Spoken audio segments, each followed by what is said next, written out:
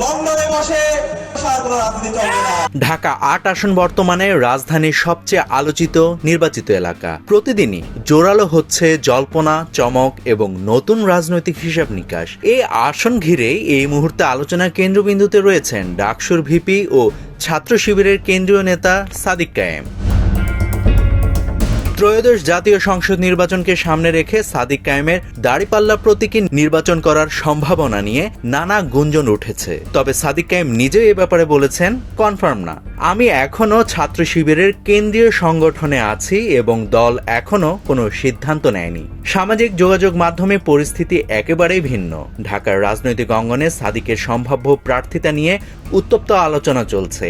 একই আসনে স্বতন্ত্র প্রার্থী ওসমান হাদি প্রকাশ্যেই লিখেছেন, সাদিক যদি নির্বাচন করেন আমার ইলেকশন জার্নিটা আরও দারুণ হবে। আমরা দুইজনই প্রতিদ্বন্দ্বিতা করব। ছাত্র শিবিরের কেন্দ্রীয় প্রচার সম্পাদক আজিজুর রহমান আজাদ জানিয়েছেন, দলের অফিসিয়াল ঘোষণা না আসা পর্যন্ত কোনো তথ্যকে সত্য হিসেবে দেখবেন না। অন্যদিকে রাজনৈতিক বিশ্লেষকদের মতে জামায়াত ইসলামী ঢাকা ৮ আসনে একটি চমক দিতে পারে। শিক্ষাঙ্গনে গ্রহণযোগ্যতা, তরুণ ভোটারদের সাড়া এবং সংগঠন পরিচালনায় দক্ষতা মিলিয়ে সাদিক কায়েমকে শীর্ষ প্রার্থী হিসেবে বিবেচনা করা হচ্ছে। দলীয় সহকারী সেক্রেটারি জেনারেল এহসানুল মাহবুব জুবায়েরও ইঙ্গিত দিয়েছেন যে সাদিক বর্তমানে দলের গুরুত্বপূর্ণ অবস্থানে রয়েছে। এদিকে বিএনপি মির্জা আব্বাসকে আনুষ্ঠানিক প্রার্থী হিসেবে ঘোষণা করেছে এবং ওসমান হাদি স্বতন্ত্র হিসেবে মাঠে নামার ঘোষণা দিয়ে ব্যাপক গণসংযোগ চালাচ্ছেন।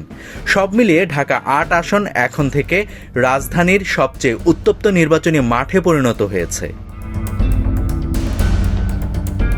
শেষ পর্যন্ত সাদিক কায়েম দাঁড়িপাল্লা প্রতীকে নির্বাচন করবেন কিনা তা এখনো অনিশ্চিত। তবে নির্বাচন ঘনিয়ে আসার সঙ্গে সঙ্গে ঢাকা ৮ আসন যেন রাজনৈতিক উত্তেজনার মূল কেন্দ্রবিন্দুতে পরিণত হচ্ছে।